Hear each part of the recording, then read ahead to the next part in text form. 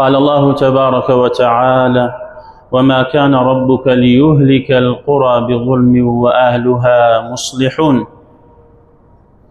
پروردگار من سبحانه وتعالى لما يتفيروزا باس لفضل و چاكي قوم و كسانك كات كهول إصلاح و چاك سازي أدن سرتا لنفسي خويان پاشان لنيو كوملگاكيان. پروردگار فرمي هيچ كاتك رب العالمين قوميكي لناو نبردوا لكاتك دا صفتي ام قوم وابت لچاك سازي دابن واتا خويان برو پیش برن لظلم و ستم و خراپەکاری خۆیان پاراست بێ قەت خوای پەروەردگار لە ناوی نەبردون ئیلا سەرنجامی ئەو قەومانەی خوای گەورە و میهرەبان بە هیلاکە بردوونی بریتی بووە لە زوڵم و ستەمکردنیان، بریتی بوو لە پێشێلکردن و پشتگوێخستنی ئیسڵاحی نەفسی خۆیان و کۆمەڵگەکەیان. وێ لەم ئاەتە پیرۆزە خوای پەروەردگار وەصفی ئەو بەندانە ئەکات، وەصفی ئەو قەومە ئەکات کە هەمیشە هەوڵی ئیسڵاح و چاکسازی ئەدەن. بۆیە خوای پەروەردگار ئیسڵاح و چاکسازی بە هۆکاری نەجات و ڕزگاربوونی قەوم و گەلەکان داناوە. دینی ئیسلام دینی ئیسڵاح و چاکسازیە، هاتووە لە پێناو ئیسڵاحکردنی عەقیدە و بیرروباوەڕی خەڵکی. لە ڕۆژگارێکدا خەڵکێک سوزدەی بۆ بتەکانە بت کە لە بەرد و کە لە کۆمەڵێ شت دایان ئەتاشی و دروستیانەکرد ئەیان زانی شتێکی بێگیانە، هیچ توانا و هێزێکی نییە، هیچ گۆڕانکاریەک ناکە، هیچ سوودێکی نییە بۆی، بەڵام لەگەڵەوەشتا سەری بەندایەتی بۆ خستە سەر زەوی، داوای لێکرد و داوای ڕزگاری و داوای بەهاناوەچوونی لێکرد. خوای پەروەردگار ئەم ئیسلامی نات بۆی خەڵکی ڕزگار کات لەو کۆیلایەتی، خەڵکی ڕزگار کات لەوەی بەندەی شانێکی بێسوود و بێکەڵک بن، بەڵکو ببن بە بەندەیەکی ڕاستەقینەی ڕەب العالەمین کە هەموو ئەمر و کار و بارەکان لەژێر ئەمر و فەرمانی ڕەب العالەمیندایە. کەوابوو ئیسلام هات بۆ پاکردنەوە و چاکسازیکردن لە عەقیدە و بیرروباوەڕی خەڵکانێک پەرژین بێ لە ڕووی جەنابتان کە لاڕێ و گومڕا و سەر لێشێواو بوون. ئیسلام هانیدان و بانگی کردن بۆ عەقیدە پاکەکەی ئیسلام. و ئیسلام هاتۆ بۆ ئیسڵاحکردنی عیبادەتەکان. عیبادەتەکان دەبێت بگەڕێنەوە سەر ئەسڵەکەی خۆی کە بریتیە لە ئەنجامدانی عیبادەتەکان بەپێی ئەمر و فەرمانی ڕەب العالەمین و پاشان پێغەمبەرەکەی صلی الله علیه وسلم. ئەبێ عیبادەتەکان پاکەینەوە، دووریکەینەوە، چاکسازیان تیا بکەین، لەوەی بە هەوا و ئارەزوی خۆمان نەبێت کە ئەڵەم خۆمان مەبەستم مرۆڤەکانە. ئەبێ عیبادەتەکانمان دوورخەینەوە، پاکیکەینەوە لە بیدعە و داهێنراوەکان، شتێک کە بەڵگەی خوا واتە ئەمری خوا و پێغەمبەری لەسەر نەبوو صلی الله علیه وسلم خۆتی پێوە ماندوو مەکە، خۆتی پێوە ماندوو مەکە. ئەتاوەکو هاوڵی بەڕێز حودەیفەی یەمانی ڕەزا و ڕەحمەتی خوای لەسەر بێ دەیفەرموو ئەی ئومەتی ئیسلام، هەر تاعەت و عیبادەتێک هاوڵانی محەممەد صلی الله علیه وسلم نەیان کرد تۆش مەیکە، خۆتی پێوە ماندوو مەکە. عیبادەت نییە، چونکە شتێکیان بۆ ئێمە جێ نەهێشت کە ئەوان پێشڕە و قودوەی ئێمە نەبن، لە پێش ئێمە ئەنجامیان نەدابێت لە خەیر و چاک. هر أو حذيفة خوالي الرازبية فرميه كان الناس يسألون رسول الله صلى الله عليه وسلم عن الخير. خلشي أتونا خزمت يغمر عليه الصلاة والسلام برسياري أنا كنت ششتي خير وشاكي أبوي بيكن، وكنت أسأله عن الشر. بلا من برسياري أو مناكل أتشون برسيار ما كنت ششتي شر وخرابية بو أونا أنجامي با مخافة أن يدركني نك روجك لروجان روبا روي بمموا نزانم بچاك أنجامي با ما دام خرابية بابي ناسم. كواتا بدع وخرافات أنجام داني عبادتك كأمر خوف غمري لسر النبي صلى الله عليه وسلم بي أو تري بدعة دبي عبادتك كان اللي باكين ولو بدعانا خومان بدو بقدين أجزاء كان إسلام هاتو بو چاكسازي لا أخلاق وخروشمان أبي هميشو ببردوام هولين أو روشت جواناني إسلام كأمري بيكراوة لا قرآن ولا سر زماني بيغمر صلى الله عليه وسلم أبي منوتوي شون كوتوي إسلام هولين لخومان دا برجستيكين بواقع بنومنا صفتي بابلين تواضع أبي زور متواضع بين بوجه بجكدني أمريكاني إخوة كاتك هاي هلو تاوانا كسيد اسمانك تكبر نماقري با تواضع من هبه بو خوام الكجبين دان بهذا كمان ابني تواوي أو خروجتاني ترك برسياريان كل دايك من عائشة رضا ورحمة خوای پروردگاری لسر بێ چه ئەڵی دەربارەی ڕەوشتی پێغەمبەر صلی الله علیه و سلم چۆن بوو؟ فەرمی کان خلقه القورآن، ڕەوشتی پێغەمبەر عەلەیهی سەڵات وەسەلام ڕەوشتی قورآن بوو، واتە ئەوەی خوا لە قورآنە فەرمانی پێکرد و جێبەجێ بکرێت لە ڕەوشتی بەرز و جوان، پێغەمبەر عەلەیهی سەڵات وەسەلام لە لووتکەی جێبەجێکردنی دابوو. و ئەو خوڕەوشتانش کە خراپ بوون و ئیسلام نەهی لێ کردووە، پێغەمبەر عەلەیهی سەڵات وەسەلام لە هەموو کەس زیاتر خۆی لێ ئەپاراست و خۆی لێ بە دوور ئەگرت. کەوا بوو ئیسلام هاتووە بۆ چاکسازی لە ئەخلاق و ڕەوشت، و پاشان ئیسلام هاتووە بۆ چاکسازیکردن لە خێزانەکان. خێزانەکان ئەبێ بەردەوام هەوڵی چاکسازیان تیا بدرێت، چونکە ئەم کۆمەلگای من و تۆ لە خێزانەکان پێک هاتووە. هەر یەکێک لە ئەندامی ئەم خێزانەیە چێتە ناو کۆمەلگا و ئەو کۆمەلگایە دێنێتە بوون کە زۆر جار خۆمان گلەیمان لێ هەیە. کۆمەلگاکە لە خۆمان پێک هاتووە، ئەگەر خۆمان باش بین کۆمەلگەکەشمان بەرەو باش ئەچێت. کەوا بوو بەل وئیصلاح حەیاتی الئینسانی کولە، بەڵکو ئیسلام هاتووە بۆ چاکردن و چاکسازیکردن لە تەواوی ژیانی ئینسان، هیچ لایەنێک لە لایەنەکانی ژیانی ئیلا ئیسلام هاتووە بۆ چاکسازیکردن تێیدا. ئەگەر وردەبین و لە ئاەتەکانی قورئانی پیرۆز لەوانە پێغەمبەران سەلات و سەلامی خۆیان لەسەر بێت دوعاتی چاکسازی بوونە، واتە بانگەوازکار بوونە بۆ ئەوەی خەڵکی بەرەو چاکسازی بێت. لەوانە شوعەیب پێغەمبەر سەلات و سەلامی خۆی لەسەر بێت رب العالمين فرميت شعيب فرموا إن أريد إلا الإصلاح ما استطعت وما توفيقي إلا بالله عليه توكلت وإليه أنيب. شعيب پیغمبر صلاة والسلام خواه لسر بي فرموا إن أريد إلا الإصلاح، تنها چاك سازيم أمتكم، واتا داوي پارە و منصب و پلوپای دنیاتان لێ ناکەم، تەنها ئەمەوێ بەرەو چاکسازی بێن لە عەقیدە و بیر و باوەڕ لە هەڵسوکەوت و مامەڵە و خوڕەوشت لە هەموو لایەنەکانی ژیان بەرەو چاکسازی بێن. ئەوە پەیامی پێغەمبەرانی خوا بۆ سەلات و سەلامی خۆیان لەسەر بێت. کەوا بۆ ئیسلاح و چاکسازیکردن بە هەموو جۆر و چەمکەکانیەوە ئیسلام هاتووە بۆ بەرپاکردن و جێبەجێکردنی. بۆیە لە ئاینی پیرۆزی ئیسلامە پلەپایی بەرزە، منزیلەی بەرزە. لەوانە لە ئەندازەیەکدایە ئەزیزەکانم ئەنجامدانی ئیسلاح و چاکسازی چ نەفسی خۆت بێت چ خەڵکی بێ خێری زیاترە، پاداشتی چاکترە لە ئەنجامدانی عیبادەتی سنەت. ئەنجامدانی با بڵین چاکسازی لە ناو کۆمەلگادا وەکو سەرەتا نەفسی خۆت و پاشان خەڵکی خێری زۆر زیاترە لە شەو نوێژ، خێری زیاترە لە ڕۆژ و سنەت.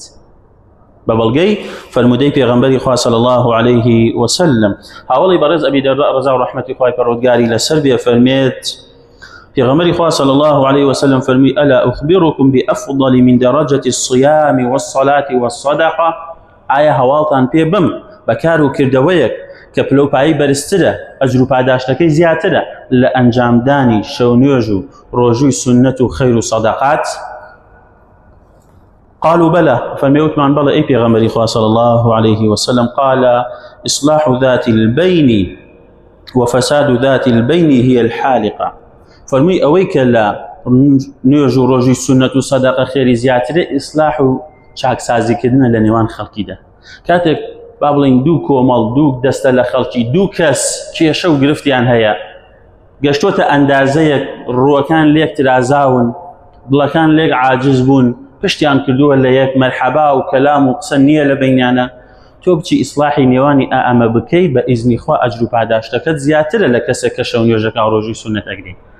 ئەم قسەی من بۆ ئەوە نییە تۆ پشتکەیتەوە لە شەو نوێژ و ڕۆژووی سنەت، نە، بەردەوام بە دەستت خۆش بێ، بەڵام یەکێک لەو کارانەی کە ئیسلام هانی داوین ئەنجامی بین ئەو چاکسازیە، ئەوەیە کە تۆ بینی خەڵکی چاکەی بەرەو چاکە و خۆشی و تەبایی و برایەتی بیانهێنی. بەڵام فەساد و خراپەکاری لە نێوان خەڵکیدا، نانەوەی ئاشوب و نەمیمەت و قسەهێنان و قسەبردن لە نێوان خەڵکیدا، پێغەمبەر فەرمێ صلی الله عليه وسلم هي حالقة، ئەوە داتاشەرە. بەڵام ئەفەرمێ من ناڵێم مووەکانی سەر و ڕیشت داتاشێت، نەخێر، دینەکە داتاشێت، واتە هۆکارە بۆ لاوازی دینەکەت بەرەو ئەندازەیە کە ڕەنگە خوای پەروەردگار لێت ڕازی نەبێت، واتە نەتوانێ ڕەزابوونی خوای پەروەردگاری تیا بەدەست بێنیت. پاشان ئەزیزەکانم، ئیسلاح و چاکسازی لە ئاینی پیرۆزی ئیسلام لە ئەندازەیەکدایە، هەندێک جار خوای پەروەردگار ڕێگەی بە هەندێک لە کار و کردەوە داوە ڕەنگە لە کاتەکانی ترە قبوڵی نەکات لە بەندە، بەڵام لە پێناو ئیسلاح و چاکسازی ڕێی پێدا. هەمومان کەم تا زۆر لەم ئیسلامە شارەزاین. بیستومانە لە فەرمودەکانی پێغەمبەر صلی الله علیه و سلم و سەرەتاش لە ئاەتەکانی قورئان کە سیفەتی درۆکردن چەندە ناشرینە، چەندە حەرامە، چەندە عاقبەتێکی خراپ و وەخینی هەیە. بەڵام بە پێی فەرمودەی پێغەمبەر صلی الله علیه و سلم ئەو کەسەی کە ئەیەوێ ئیسلاحی نێوان دوو کەس بکات، لەو نێوانەدا قسەیەک ئەکات ئامانجی ئیسلاحکردنی نێوانەکەیە. بۆ نمونە ئەچێتە لایەکیان ئەڵە فڵانە کەس زۆر وەسف و مەدح و پیاوەتی و چاکەی تۆی باس کرد. ئامانجی ئەوەی ئەم دوو دڵە لێک نزیک کاتەوە ئاشتەوایی و ئاشنایەتی لە نێوانیانە پیاکات. لە کاتێکا لایەنی یەکەم وای نەوت، ئەم قسەی نەکرد، بەس ئەم ئەیەوێ دڵەکانیان یەکخات. قسەکەی ئەم ئەباتەوە ناڕوا شتی خراپی بۆ دروستکان، ناڕوات شتێک ئەو نەیوتوێ بیخاتە سەری بەلا خراپەکەیە، بەلا چاکەکەیە. ئەم ئەگەر چوار قسەی کرد بێ ئەم چواری تری جوان و چاکە خاتە سەری ئەڵێ فڵانە کەس و فڵان لایەن و فڵان بنەماڵە زۆر مەدح و وەسف و پیاوەتی جەنابتانیان باسە کرد. ئەمە وە ئەکات دڵەکان لێک نزیک بێت. ويا پیغمبر فرمي صلى الله عليه وسلم ليس الكذاب الذي يصلح بين الناس او كسل لا يخوا بدروزن دا نانريت كايوي اصلاح كالنيوان خلقي ده. ويا فرمي فينمي خيرا او يقول خيرا او كاتيت سايني وسابا لبيني دولا بلام نيتي خير اصلاح وشاك سازي او عند مرتبه شاك سازي للاسلام دا برزه خوي پروردگار هەندێک لە هێڵە سوورەکانی بۆ ڕێپێداوی بەس بۆی ئیسلاح بەرپا بێ لە ناو کۆمەڵگەدا. وەیە بە ئێمەی موسڵمانانیش کار بکەین بۆ ئەو ئیسلاحیە. و ئیسلاح و چاکسازی لە تەواوی لایەنەکانی ژیاندا ئەبێ ئەنجام بدرێت. زیاترین و سەرەکیترینیان ئیسلاح النفس. عەزیزەکانم، ئەبێ هەوڵین ئیسلاحی نفسی خۆمان بکەین. سەرەتا نفسی خۆمان بەرەو چاکسازی بەرین. ئەوش بە چیە بێت؟ بتطهير القلب من الغل والحسد، پاکردنەوەی دڵەکانە لە بغض و ڕق و کینە و حەسادەت و ئەم بابەتانە. ئەبێ براکەت لە خۆت خۆشتر بێت. وەکو فەرمودەکەی پێغەمبەر فەرمی صلی الله علیه و سلم ئیمانە تەواو نییە هەتا ئەوەی لە خێر و چاکە و خۆشی بۆ خۆت پێت خۆشە بۆ برا موسڵمانەکەشە پێت خۆش نەبێت. ئەگە ئەمە بەرپا بێ لە دڵمانە بە ئەڵڵا حەسادەت نامێنێ. ئێستا خەڵک لە ناو کۆمەڵگەدا گیرۆدەی ئەمەیە. تەسەوورەکەی خەڵک بەچی و گیرۆدە بووە؟ مامۆستا ناوێرم دوو عەلاقە میوە بەرمەوە. یعنی بگاتە ئەو ڕادەیە حەسادەت دوو عەلاقە میوە بای 3-4 هەزارێکە ئەبێ بکاتە ئەو ڕادەی تۆ حەسادەت بەوەش بەری. ئەوەیە حەزی بە خێری بەرامبەرەکەی نییە، دڵەکەی پاک نەکردووە، ئیسلاحی دڵی نەکردووە، بۆیە لەو ڕادەیەت حەزی بە خێری برا موسڵمانەکەی نییە، حەزی بە خێری دراوسێکەی نییە. هەر کەسێ وا بوو لە هەر پێگەیەکا بێ، مامۆستای ئاینی بێ، داعی و بانخواز بێت، چەندە ئیلتیزاماتی زاهیری هەبێت، چەندە خەیر و خەیراتی هەبێت، چەندە عەمەلی نهێنی هەبێت، لە ئیسلامەکەی خوا حاڵینەوە. و ئەو ئیماندارە کامڵە نییە کە و پێغەمبەر صلی الله علیه و سلم وەسفی کردووە. بۆیە بێ زۆر ئاگادار بین. کەواتە با لە نەفسی خۆمانەوە دەست پێ بکەین، ئیسلاحی نەفسی خۆمان بکەین، نێوان خۆمان و خوای پەروەردگار چاک بکەین، ئیسلاح بکەین، خوای گەورە میهرەبان نێوان خۆمان و خەڵکیشمان بۆ چاکەکات. ئەو کاتەی نیەتەکەت پاکیتەوە بۆ خوای گەورە میهرەبان. خوای گەورە میهرەبانیش وا ئەکات ئیسلاح و چاکسازی بەرپا بکات لە نێوان خۆت و بەرامبەرەکەتدا.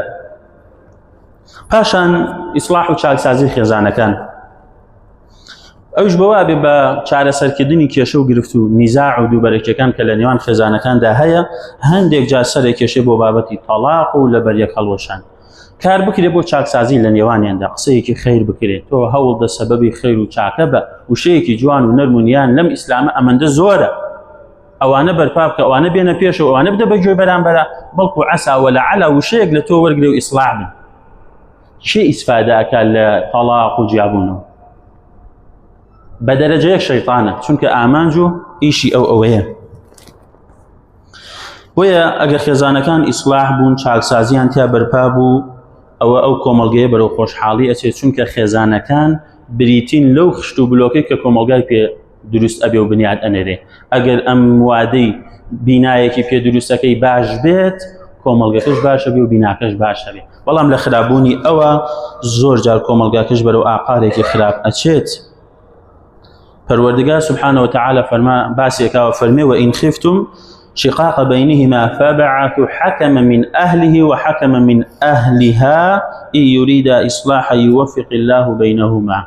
كاتك جنومير دەکێشە و گرفتیان هەیە، با دوو دەستە لە خەڵکی دوو کەس ببن بە حەکم لە نێوانیاندا بەڵام تەڕەفگیری نەکە شایەتی بۆ لایەک نەدا و لایەکەی تر بە زاڵم مستەمکار و خراپەکار لە قەڵەمدا عادل و دادپەروەر بێت گوێ لە هەردوو لا بگیرێت دواتر بودرێ وشەیەکی نزیک و کە دڵەکانیان لێک نزیک کاتەوە بەرەو ئامانجەکە ئەیان بە ئەوانە باس کرێ بە ئومێدەوەی خێزانەکان بەرەو ئیسلاح و چاکسازی بچن.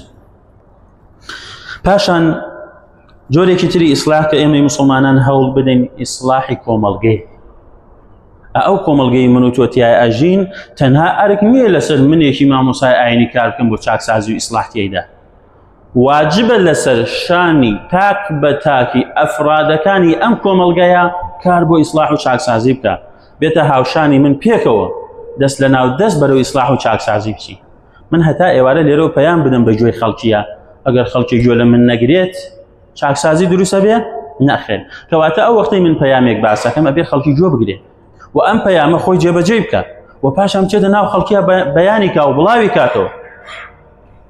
چەند جار لەم بین بەرەو باسمان کردو بە ئافرەتەکانمان جلوبەرگێک لە بپۆشن کە جلوبەرگی شەرعیە کە ئەمری خوا و پێغەمبەرە صلی الله علیه وسلم بەڵام مع الأسف گوێ لێ ناگری لە کۆڕ و کۆبوونەوەکانشا زۆر جار سەیرکەی پەنجەی تۆمەت بۆ مامۆستاکۆرە مەلانەیشیان ڕاست ناڵێن بابەیجان تۆ خۆت خراپی دە تۆ خۆ چاکە خۆ ئیسلاحکە ئەو پەیامانەی ئیسلام کادرێ بە گوێدا واز بێنە مامۆستا هەر ڕەنگەکە و هەر دەنگەکە لێ گەڕێ قسەکەی حەقەیانە لێ حەقەکەی لێ وەرگرە لە ئیسلامە گرنگی بۆ حەقەکەیە نەک بۆ دەم و چاو و ڕوخسارەکە باڵای بەرزە سوورە سپیە ڕەشە چییە پەیامێکت ئەدا بە گوێ ئەڵە خوا وای فەرمووە وایە بەڵێ دە جێبەجێکە کام مامۆسای ئاینی لێرە وتێتی بە ئافرەتەکانتان پانتۆڵ لە پێ بکە کامە مامۆسای ئاینی وتوێتی حەرام بخۆ کامە مامۆسای ئاینی پێی وتووی فڵانە تاوان ئەنجام بە بەگشتی ئەو مامۆسایانی ئاینی لێرەدا پەیامی ئیسلام باس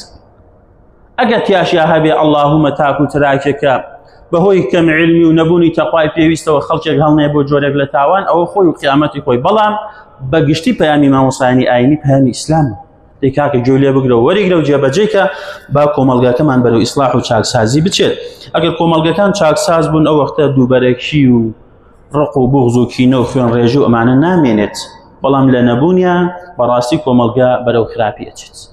پەروەردگار سبحانه وتعالى فەرمانەکە إنما المؤمنون إخوة فأصلحوا بين أخويكم ئیمانداران برایەکن هەوڵی چاکسازی بن لە نێوانیان رب العالمین فەرمێت واتقوا الله لعلكم ترحمون ئەو چاکسازیە تەقوای خوایە ئەگەر جێبەجێ بوو خوای پەروەردگاریش ڕەحممان پێکات ئەگەر ئەمانەی خوا ڕەحممان پێ بکات ئەبێ هەوڵی چاکسازی بین لە نێو تاکەکانی کۆمەڵگەدا خوای گەورە میهرەبان بمانکە لە کەسانی مصلح و چاکەکار بۆ خاتر ناوە جوانەکانی بۆ خاتری سیفاتە برزەکە.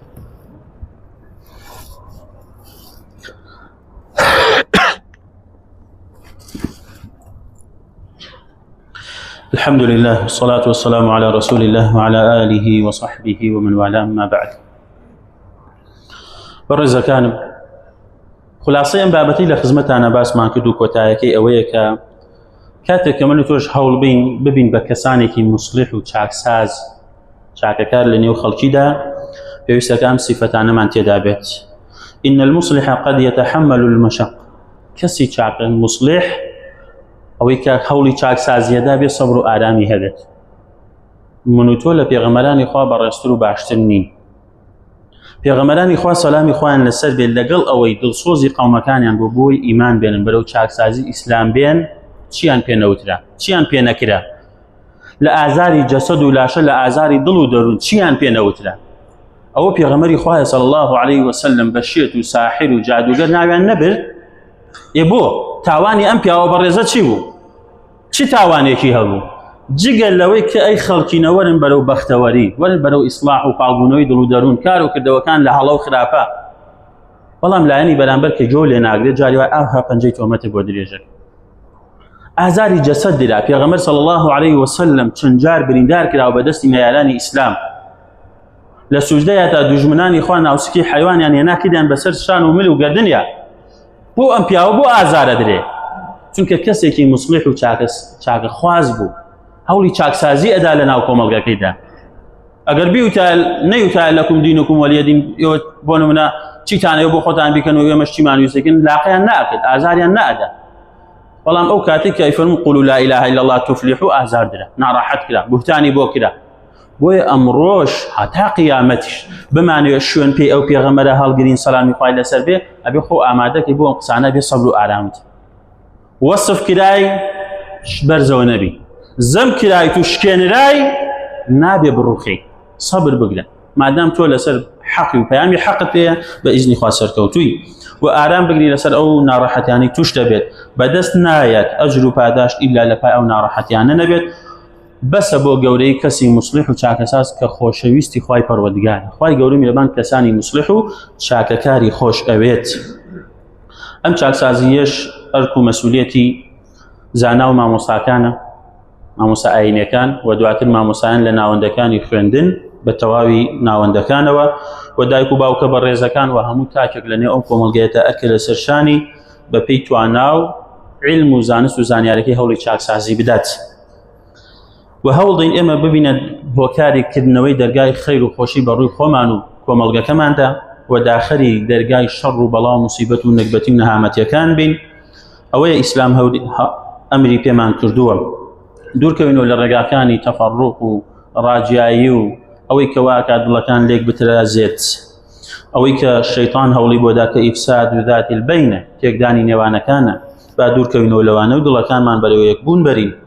كونوا دعاة خير وإصلاح، ببين بداعي وبانخوازك برو إصلاح وبرو خير وشاكة أمتي إسلام برين، وأصلحوا أنفسكم وأهليكم وأولادكم ومجتمعاتكم، باخو مانو مالو من دالو خيزان وهمو لا يكمان برو چاك سازي برين. ناكرين ناگونجه من بانگشي چاك سازي بكم خوم خرابم، ناكري وناگونجه خوم ادعا وبانگشي چاك سازي بكم خلقي نبرو چاك سازي وباشو أو برون لكاتك خانواده و ماڵ مناڵەکەی خۆم خراپن و ئامۆژگاری و نەسیحەتیان نەکەم، کەواتە سەرەتا خۆت پاشان نزیکەکانت دواتر هەتا ئەتوانی دەمت ئەگا و دەستت ئەگا هەوڵی ئیسلاح و چاکسازی بدە. خۆشەویستەکانم، ڕێگەی چاکسازی بۆ بەندە لە دوای ئەم فەزڵ و منەتی خوا بە ئیسلاح بە ئیخلاص بەدەست دێت. چەندە تۆ نیەتت بۆ خوا پاکیت و خوای گەورەوەندە بەرهەمت پێدا لە قسە و باسەکەت، لە ئامۆژگاری و نەسیحەت و لە هەوڵ و ماندووبوونەکەت. و پاشان حکمەتی ئەوێ ئەبێ بە حکمەت و داناییەوە بێت، پەلەیتیان نەکەی. پێغەمبەری خوا عەلەیهی سەڵات وەسەلام 23 ساڵ لە ناو قەومی قوڕەیشا بانگی ئەوەیە کرد خەڵکی نەخوا بپەرستن، داوا لە غەیری خوا مەکەن. نوح سەلامی خوای لەسەر بێ 950 ساڵ لە ناو قەومەکەی هەوڵی ئیسلاح بوو نەدا، یعنی بە پەلەپەل نابێت. بەڵێ هەمومان ئەو ئاواتەمان هەیە، قسەیەکمان کرد حەزەکەین هەموو مسلمانان تێکڕا ڕاستەوخۆ لە دەمی منەوە ئەو خەیرە جێبەجێ بکە، بەڵام ئەمە بۆ پێغەمبەرانی خوا صلی الله علیه وسلم ڕەنگە نەهات بێتە دی، چۆن ئەمڕۆ بۆ منێکی دوعات و بانخوازێتە دی. کەواتە ئەبێ سەبرمان هەبێت، حکمتمان هەبێت لە کاتی داوا و بانگەواز، نەرمونیان بین لە مامەڵەکردنمان لەگەڵ خەڵکیدا، و پاشان عادل بین، ئینسافمان هەبێت لە قسە و مامەڵەمان لەگەڵ خەڵکدا کە ئەمانەوێت ئیسلاحی خەڵکی بکەین. نابێت لایەنێک بگریت و لایەکی تر بەولا بخەی، فڵانە کەس مادام لە منەوە نزیکترە کێشەیەکی من حەق بەم دەم و ئەو بە تاوانبار لە قەڵەم دەم نەخێت. ئەبێ دادپەروەربی لەو نێوانەدا بۆی ئیسلاح و چاکسازی بێتە دی. ئەو کاتە ئاگری شەڕ و بەڵاو و موسیبەت و فیتنە هەڵناگیرسێت ئەگەر دادپەروەریمان وان و ئەم سیفەتە جوانانەمان لە خۆماندا بەرجەستە کرد.